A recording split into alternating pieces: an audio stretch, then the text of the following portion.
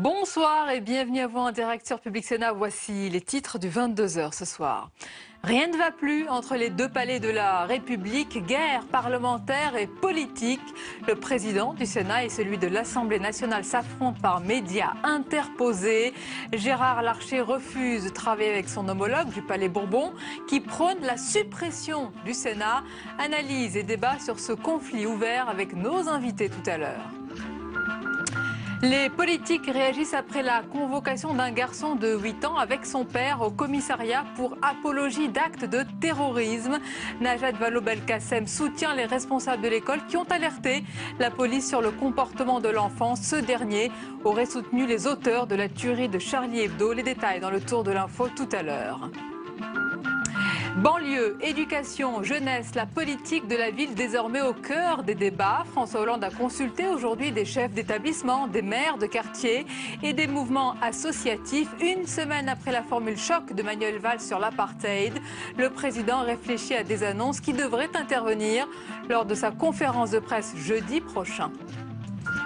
À Tourcoing, Nicolas Sarkozy cible l'exécutif en revendiquant son droit à la critique. Le patron de l'UMP est notamment revenu sur les annonces en matière de lutte contre le terrorisme. Extrait dans ce journal tout à l'heure. Voilà pour le programme de votre 22h. Merci d'être en notre compagnie. On commence ce journal par cette discorde au sommet du Parlement. C'est un conflit ouvert entre le président du Sénat, Gérard Larcher, qui refuse désormais de travailler avec son homologue Claude Barthelone. Ce dernier prône la suppression du Sénat. Les échanges sont vifs et les positions tranchées. Retour sur une journée de tension avec Samia Dechir. Il aura suffi d'une phrase pour déclencher la polémique. Des propos tenus ce matin par Claude Barthelone appelant à la suppression du Sénat.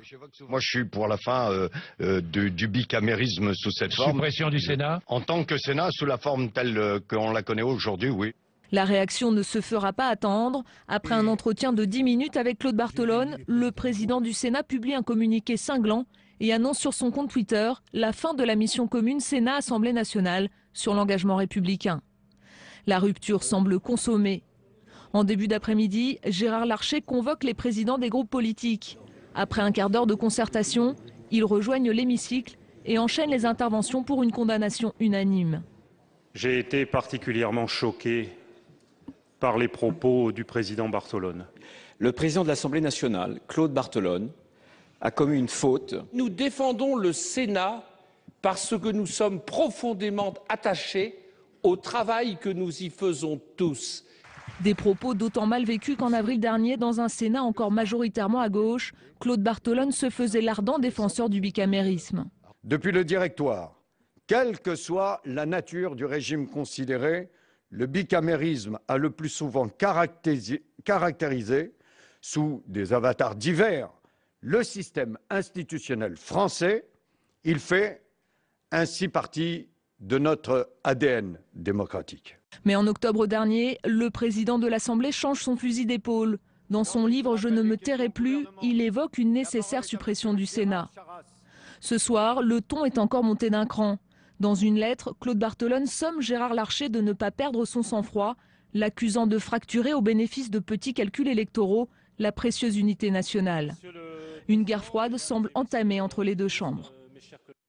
Voilà, et toute la journée, les réactions se sont multipliées. Levée de bouclier au Sénat suite aux propos de Claude Barthelone. Réaction également sur Twitter de François Fillon qui donne tort au président de l'Assemblée nationale. Même si certains parlementaires appellent toutefois à une réforme de la Haute Assemblée. Les réactions au micro de Mounir Soussi. La levée de bouclier n'a pas eu lieu que dans l'hémicycle. Les sénateurs ont aussi réagi en dehors. Et pour l'UMP, Claude Barthelone a commis une faute politique. Je vis ça comme de l'irresponsabilité totale, plus qu'autre chose. Donc le Xème personnage de l'État, peut-être a-t-il reçu d'ailleurs un ordre d'ailleurs, et c'est ça qui serait important de savoir. Est-ce que ça vient de sa propre imagination fertile, ou est-ce que ça vient d'ailleurs? Pour couper court à toute polémique, le porte-parole du gouvernement clarifie et affirme que Claude Barthelone n'est pas en mission guidée.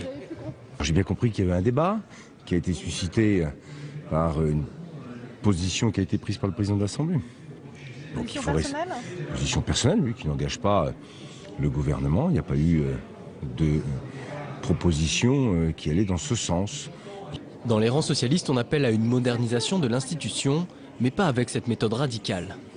Dans ces débats qui touchent aux institutions et au Parlement, il faut absolument être dans l'échange d'arguments, dans le temps, dans la sérénité. Et ça ne se fait pas par des petites phrases sur des plateaux de télévision. Un front est ouvert entre Assemblée nationale et Sénat, et les élus craignent que cette dispute nourrisse l'antiparlementarisme. Manuel Valls est en Chine pour une visite de 3 jours avec une délégation importante de grands patrons. Le Premier ministre a appelé à la réciprocité entre les échanges entre Paris et Pékin. Les enjeux de sa visite avec Pauline Dame.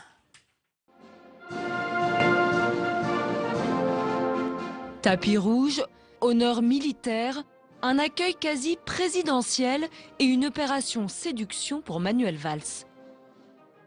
3 jours dans l'Empire du Milieu et un objectif, courtiser les investisseurs de la deuxième économie mondiale. Le Premier ministre qui appelle à un rééquilibrage commercial. Nos échanges commerciaux avec nos partenaires chinois demeurent déséquilibrés. Nous enregistrons encore aujourd'hui, quels que soient d'ailleurs les chiffres, un important déficit commercial. Mais nous avons la ferme intention de le réduire. Nous avons les moyens, nous en avons la volonté, et les chefs d'entreprise qui sont là et qui m'accompagnent témoignent de cette volonté. Après avoir visité l'usine Airbus de Tianjin, le Premier ministre et son homologue chinois ont supervisé la signature d'une douzaine d'accords, dont un entre EDF et l'opérateur nucléaire chinois CGN. Aucun contrat commercial majeur n'a cependant été annoncé. L'économie, mais aussi le climat. Le Premier ministre compte bien attirer l'attention des dirigeants chinois sur les enjeux de la conférence climat qui se tiendra à Paris fin 2015. Il rencontrera demain le président chinois Xi Jinping ainsi que le numéro 3 du régime avant de se rendre samedi à Shanghai. Un déplacement qui vient clore le 50e anniversaire des relations diplomatiques entre la France et la Chine communiste. Dans l'actualité à Tourcoing, Nicolas Sarkozy cible l'exécutif en revendiquant son droit à la critique. Le patron de l'UMP est notamment revenu sur les annonces en matière de lutte contre le terrorisme. Il a aussi donné sa vision de l'unité nationale. On l'écoute. L'unité nationale, ce n'est pas une petite bouteille de chloroforme pour chacun des parlementaires de l'opposition et pour le président de l'UMP. L'unité nationale, c'est la dignité. L'unité nationale exige la vérité nationale et que la vérité, c'est que ces mesures urgentes font que les premiers renforts arriveront pour la police dans 2 ans et demi et les derniers dans 5 ans. La suite du 22h et on revient ce soir sur le conflit ouvert entre le Sénat et l'Assemblée nationale. Discorde parlementaire et bataille politique ont marqué cette journée. Et ce n'est pas terminé compte tenu des divergences entre Gérard Larcher et Claude Barthelone. Alors on va analyser tout cela sous l'angle politique. Quelles conséquences? Pourquoi maintenant? Et quels sont les enjeux de cette guerre déclarée? On en parle avec nos invités ce soir. L'éditorialiste politique au Figaro, Guillaume Tabar, bonsoir. Bonsoir Sonia. Et bienvenue. Nous accompagne également l'historien Jean Garrigue, bonsoir. Bonsoir. Notre chroniqueur Jean-Louis Gombault, bonsoir Jean-Louis. Bonsoir Sonia. Et Perrine Ternot, notre journaliste. Bonsoir Perrine. Bonsoir Sonia. On va démarrer dans quelques instants avec le récit de cette journée de tension. Perrine, mais d'abord on va écouter justement le président du Sénat, Gérard Larcher. Simplement, il y a un désaccord de fond entre un président de l'Assemblée nationale qui fait sans doute à titre personnel une déclaration qui est d'ailleurs le contraire de ce qu'il faisait aux côtés de Jean-Pierre Bel il y a 8 mois, quand il disait « mais le bicamérisme, c'est l'ADN de notre démocratie ». Et voilà subitement que ce ne serait plus l'ADN de notre démocratie. Voilà, une journée de tension au sommet du Parlement. Perrine Ternot, qu'est-ce qui a allumé la mèche? C'est les déclarations de Claude Barthelone ce matin sur une télévision concurrente. Mais ce n'était pas le premier tir du président de l'Assemblée nationale ces dernières semaines contre le Sénat. Il y a d'abord eu son livre qui est sorti cet automne, dont le titre était « Je ne me tairai plus », où déjà il demandait, ou en tout cas il souhaitait la suppression du Sénat pour en faire un Conseil économique et social bis. Il y a eu aussi cette mission parlementaire de l'Assemblée nationale pour réfléchir à l'avenir des institutions et donc aussi à l'avenir du Sénat qui a été lancée par Barthelone lui-même à l'Assemblée nationale. Donc visiblement, le président de l'Assemblée cherche à s'imposer comme le patron du législatif. Alors ça marchait bien quand le Sénat était à gauche, parce qu'il y avait à la tête du Sénat Jean-Pierre Bel, qui était prudent, qui était discret. Mais depuis que le Sénat est repassé à droite au mois de septembre, eh bien c'est peut-être un peu plus difficile pour Claude Barthelone d'exister sur le terrain législatif. Je crois qu'on peut dire aussi que le Parti socialiste, tout simplement, a toujours été partagé sur cette question de l'existence du Sénat, sur le bicamérisme. Il y a des courants pour, des courants contre. On se souvient de Lionel Jospin qui avait parlé d'anomalie. Mais à l'époque, Lionel Jospin, il visait pas le Sénat, il visait le mode de désignation des sénateurs. Et depuis, ça a été corrigé, notamment ça a été corrigé sous François Hollande pour les dernières élections sénatoriales. Et puis on a vu qu'en 2011, il y avait aussi une alternance possible ici au sein de la Haute Assemblée. Donc visiblement, en tout cas, Barthelone poursuit sa croisade anti-Sénat. Il y a un conseiller de François Hollande qui était aujourd'hui ici pour les questions d'actualité au gouvernement, qui parlait d'une grosse boulette de la part du président de l'Assemblée nationale. Mais qui n'est pas revenu sur ses propos. Non, il n'est pas revenu sur ses propos, bien au contraire, puisqu'il a renvoyé une lettre ce soir à Gérard Larcher, où il insiste effectivement sur le fait que le président du Sénat a rompu les bonnes relations entre les deux assemblées. Alors Guillaume Tabar, c'est une guerre parlementaire, comme le dit Per Interno, c'est aussi une bataille très politique qui s'engage sur le rôle du Sénat, le bicamérisme, comme on a l'habitude de le dire. Les deux chambres. Ce débat-là, il n'est pas nouveau. Lui-même cite De Gaulle, puisque Claude Barthelone n'invente rien. C'est le fameux projet de De Gaulle de 69. Encore que De Gaulle 69, c'était aussi assorti d'une nouvelle répartition des pouvoirs avec les régions. Ça, il y avait un vrai projet.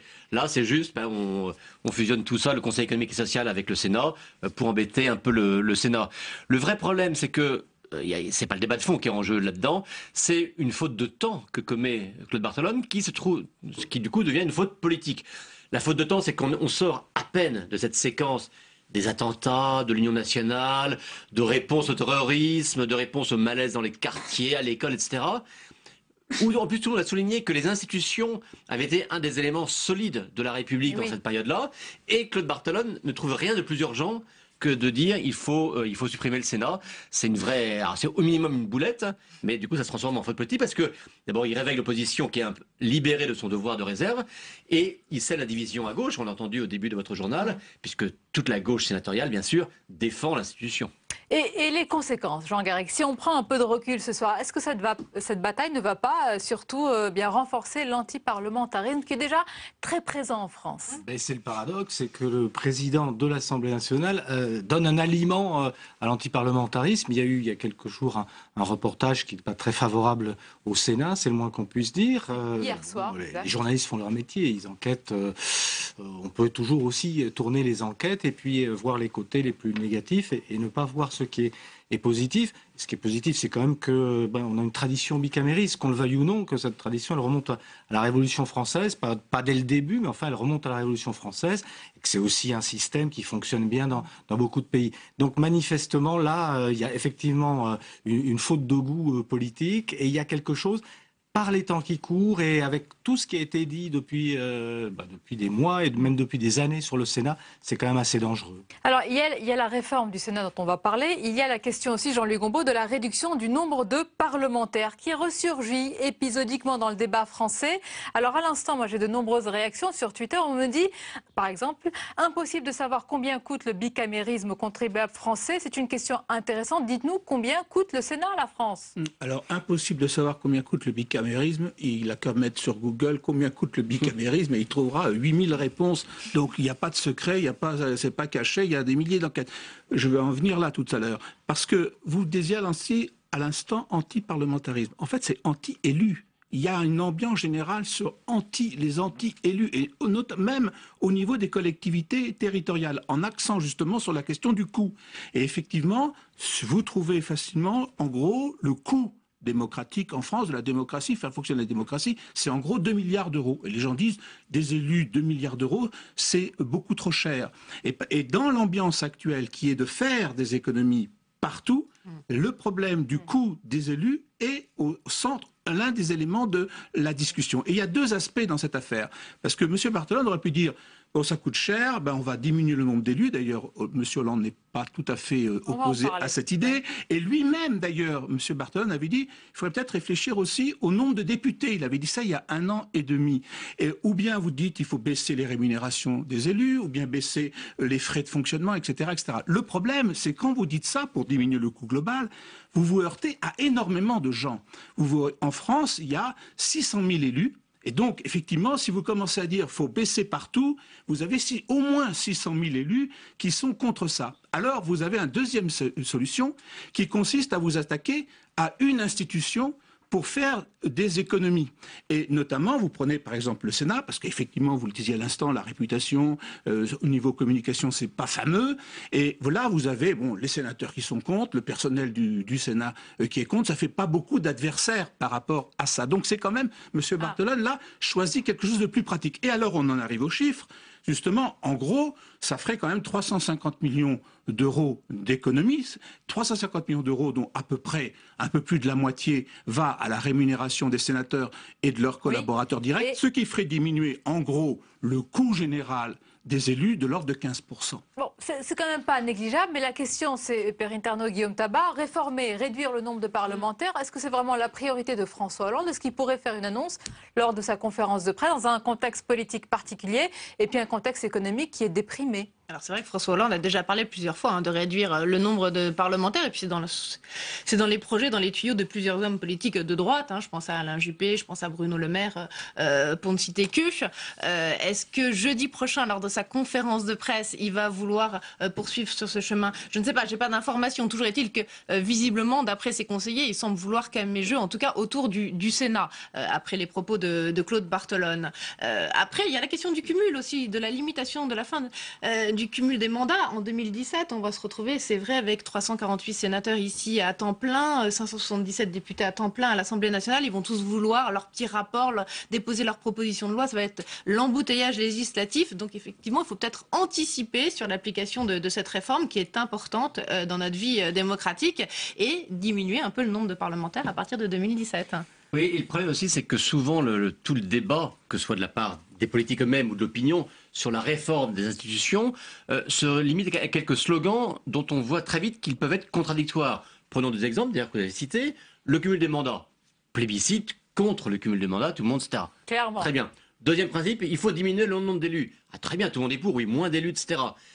Un député maire qui ne peut plus cumuler, c'est-à-dire qu'il va falloir un député d'un côté, un maire de l'autre, donc 2 élus, et avec le système d'indemnités qui sont écrêtés, à l'arrivée, ça fait un coût qui est supérieur. Donc vous voyez, des mesures qui sont apparemment populaires peuvent avoir un coût qui vont à l'encontre de ce qu'on réclame par ailleurs. Jean Garrigue, est-ce que c'est un coup de colère inédit auquel on a assisté? Est-ce que c'est une éruption de colère? Parce que ce conflit contraste avec la sérénité qui prévaut généralement entre les deux assemblées. Ou est-ce que dans l'histoire, ça s'est arrivé peut-être régulièrement? Qu'il y ait des conflits entre les deux assemblées, et notamment au tout début de notre démocratie parlementaire sous la Troisième République, les Républicains, pendant 25 ans, voulaient supprimer le Sénat. Le Sénat venait d'une loi de 1875 qui est une loi considérée comme orléaniste, donc on voulait supprimer le Sénat. Donc il y a toujours eu voilà, on en a parlé tout à l'heure.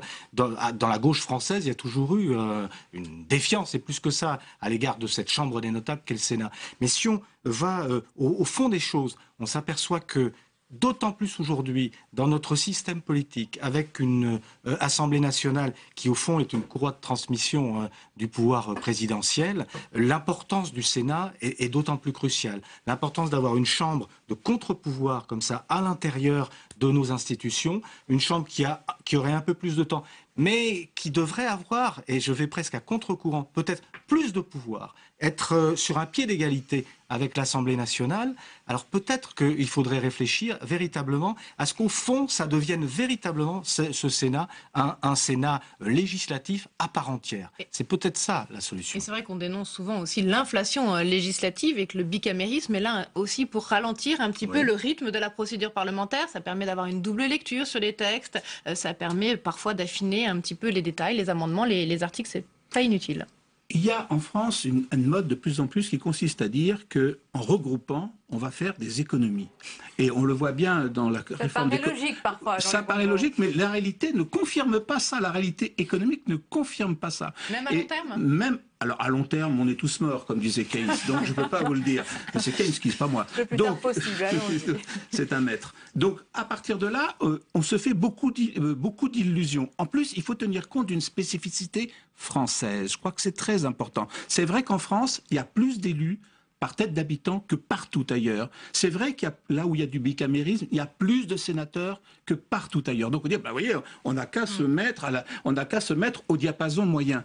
Or, on oublie une chose qui est absolument fondamentale, c'est la densité de population en France. Par exemple, vous avez en Allemagne, vous avez 90 villes de plus de 100 000 habitants. En France, 45 villes de plus de 100 000 habitants. Autrement dit, la population est très éclatée dans ce pays. Et si vous voulez que ces gens qui soient un peu dispersés, on trouve le même problème, par exemple pour les hôpitaux. Il y a beaucoup d'hôpitaux en France, beaucoup plus qu'en Allemagne. Ben oui, il ne faut pas que les hôpitaux soient trop loin des gens quand même. Eh bien, à partir de là... Oui, je vous traduis aussi les réactions que nous avons. Oui. Je comprends bien que regrouper, c'est pas forcément faire des économies, mais il y a beaucoup de réactions qui disent quand même, on nous demande de nous serrer la ceinture, il y a quand même des économies à faire dans cette chambre, au Sénat et à l'Assemblée également. Alors justement, le problème est de savoir si on fait plus d'économies en supprimant des institutions ou si on doit les faire en économisant dans les institutions. Effectivement, les économies sont absolument indispensables. Personne ne peut contredire cela, je crois, ni à gauche, ni à droite, ni au centre. Mais le problème, c'est de savoir comment on va en faire. Donc, supprimons le Sénat ou bien faisons des économies dans le Sénat, dans l'Assemblée nationale, à l'Élysée ou ailleurs. Ça me paraît beaucoup plus efficace. Est-ce qu'on a une vision claire sur ce qui doit être supprimé, regroupé, là où on peut faire des économies, Guillaume Tabar, à droite comme à gauche aujourd'hui? Oui, alors d'abord, il y a ce qui peut être supprimé au sein des assemblées. Et là, il faut quand même reconnaître, même si ce soir, on est plutôt d'accord pour défendre l'institution sénatoriale. Ah non, mais il faut dire les choses clairement aussi. Hein, ce qu'on veut dire clairement, c'est qu'une part des critiques, même si elles sont excessives, qu'on a pu le voir dans les reportages, viennent de ce que les institutions concernées, le Sénat, mais aussi l'Assemblée nationale, présidée par M. Bartolone aujourd'hui, ont quand même tardé à mettre en œuvre un certain nombre de réformes et souvent donc consenti à des économies qu'à contre-cœur et que du... Bon, alors, elles seraient plus crédibles pour se défendre si elles avaient été plus claires dans les économies qu'elles pouvaient réaliser. Mais c'est ça qui est intéressant dans cette polémique, c'est que ça met un peu les assemblées au pied du mur, et notamment le Sénat. On peut quand même noter que Gérard Larcher, depuis qu'il a été élu président, a lancé 2 groupes de travail, de réflexion sur les méthodes de travail ici au Sénat, puis sur la gouvernance. Et il doit faire des annonces le 11 mars. Donc là, effectivement, il est un peu au pied du mur, il est obligé d'annoncer des réformes importantes, notamment peut-être sur l'absentéisme des parlementaires, mais aussi sur des enveloppes financières que perçoivent les élus tous les mois. Par exemple, sur leurs frais de représentation, sont des enveloppes qui ne sont absolument pas imposables, il n'y a aucun contrôle. Donc là, effectivement, il y a sans doute des annonces à faire importantes. J'ajouterais que Claude Bartolone est assez légitime à exiger précisément ou à revendiquer une modification du dispositif dans la mesure où lui a fait aussi des efforts importants à l'Assemblée nationale. Mais si on cherche des économies, le projet, ce serait de regrouper le Sénat et le Conseil économique, social et environnemental. Est-ce que c'est pas plutôt de ce côté-là qu'il faudrait chercher des économies? Moi, j'ai l'impression que... Supprimer le Conseil économique, écoutez, en tout cas, aux yeux de l'opinion publique... Il y a le Conseil économique et social qui se plaint, là, à l'instant. Aux yeux de l'opinion publique, franchement... on peut se poser la question. Mais plus sérieusement. Allons-y, mais mettons quand même les pieds dans le plat. Le Conseil économique et social, alors bien sûr, une fois que l'Assemblée est créée, elle trouve toujours le moyen de justifier son existence. Bon, mais elle sert à quoi? À accueillir une conférence sociale annuelle dont on a pris maintenant qu'elle sera plus annuelle. C'est un lieu de réflexion intéressant. À réfléchir, mais genre que bon, voilà, est-ce qu'il y a que là qu'on réfléchit? Et puis il faut le dire clairement aussi, il y a pas tous les membres, mais il y a un grand quota de membres du Conseil économique et social qui sont là pour service rendu, des gens à qui on veut faire une bonne manière parce que on les a privés d'un poste et on veut leur faire un cadeau. Votre réponse est claire, Guillaume Tabar. Je voudrais conclure par une question générale. Les politiques ne cessent d'avoir ce mot à la bouche, unité nationale, concorde nationale. Force est de constater aujourd'hui qu'elle est en morceaux déjà au Parlement avec cette bataille et puis sur le plan politique, Guillaume Tabar. On est à la fin vraiment de cette période d'unité, de concorde nationale. Oui, mais je crois qu'il ne faut pas s'en plaindre. C'est une réalité, c'est la vie démocratique. L'unité, c'est au sens où il y a un moment d'émotion qui était lié aux attentats et au sursaut national du 11 janvier. Après, tout le monde dit mais les sujets économiques doivent reprendre leurs droits. Mais je pense que y compris sur les sujets, sur les réponses concrètes en termes de sécurité, d'école, d'immigration, il est normal et légitime qu'il y ait un débat et une opposition de proposition. Ce qu'il faut, c'est que le ton reste quand même digne et un peu et de bon niveau, mais si c'est le cas, il faut encourager, je pense, le débat. Oui, c'est peut-être... L'unité nationale, ce sont les Français qui l'ont montré à travers l'affirmation d'un certain nombre de valeurs. Et ça, on peut le maintenir, c'est quelque chose qui peut durer. Mais l'union sacrée, à savoir figer toutes nos différences politiques, non.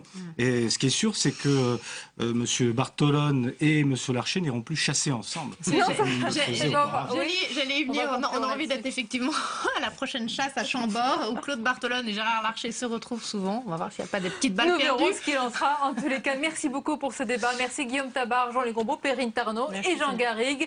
C'est la dernière page du 22h à présent, avec tout ce qui vous a échappé dans le reste de l'actualité en France et dans le monde. Et c'est signé Agathe Pécastin. Regardez. Un élève de 8 ans a été auditionné par la police de Nice aux côtés de son père. Dans cette affaire devenue politique, deux versions des faits s'opposent. D'un côté, les enseignants qui affirment que l'enfant a fait l'apologie du terrorisme après les attaques contre Charlie Hebdo. Le père du jeune garçon les aurait ensuite menacés. Du côté des parents du petit Ahmed, ils accusent le professeur d'avoir voulu forcer son fils à être Charlie. Pour la ministre de l'Éducation, Najat Vallaud-Belkacem, l'équipe de l'établissement scolaire a bien réagi. Cette procédure de convocation d'un mineur en audition libre est légale. Pour les enquêteurs, il s'agit désormais de déterminer la situation personnelle de l'enfant. Rencontre avec des responsables d'établissements scolaires à 9h30. Déjeuner avec des élus de banlieue. Entretien avec les acteurs associatifs. Et enfin dîner avec des professeurs et sociologues. François Hollande a multiplié les consultations tout au long de la journée. Parmi les sujets de discussion, l'école, la politique de la ville et la citoyenneté, à une semaine de son grand oral prévu jeudi. Le trafic du RER A à Paris a été stoppé jusqu'à 16h30. La reprise du service n'a duré que quelques heures. La ligne la plus chargée d'Europe n'a été desservie que jusqu'à 19h30. Les conducteurs de train souhaitaient exprimer leur soutien à la suite de l'agression d'un de leurs collègues hier soir. Des services de bus sont à la disposition des usagers jusqu'à minuit. Le festival d'Angoulême décerne un grand prix spécial à Charlie Hebdo. Cette manifestation internationale de bande dessinée s'ouvre par un hommage. On va faire en sorte que cette édition 2015 soit le début de quelque chose et non pas une fin. Et on a voulu, dans ce contexte-là, créer un prix qui s'appellera le prix Charlie Hebdo de la liberté d'expression. L'édition de l'année dernière avait accueilli plus de 200 000 personnes.